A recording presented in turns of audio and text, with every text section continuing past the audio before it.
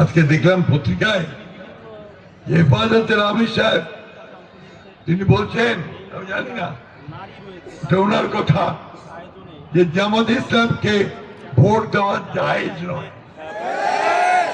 ঠিক আছে, এখনই দেখলাম আমাদের চরমনায় পীর সাহেব যিনি তার সঙ্গে গাঢ় ছড়া বেঁধেছিলেন, একসাথে 11 দল করেছিলেন, তিনি বেরিয়ে এসে বললেন এর চেয়ে বড় মিথ্যাবাদী দল আর নাই।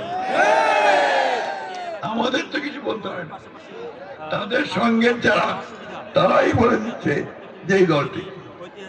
বন্ধুগণ, যারা রাজশাহী ইউনিভার্সিটিতে পড়েছে এক সময়, তারা জানে যে এই দলটির রক কাটা অভ্যাস আছে, এটা সবাই জানে। আর আমরা জানি চট্টগ্রাম বিশ্ববিদ্যালয়ে কিভাবে তারা হত্যার পর হত্যা করে গেছে। আজকে এই দলটি বিভিন্ন জায়গায় সমস্যা তৈরি করার চেষ্টা করছে। সেই জন্য আমাদেরকে সজাগ থাকতে হবে। আমরা কোনো মতেই এই নির্বাচনকে বানচাল হতে দিতে পারি না, এবং 12 তারিখের নির্বাচনকে এই দেশের জনগণের বিজয় নির্বাচনে নিয়ে যেতে হবে।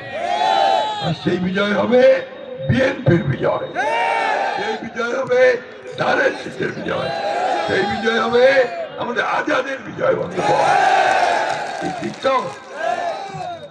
এই ধানের শীষকে নিয়েই আমাদের এগিয়ে যেতে হবে। আপনারা নিশ্চয়ই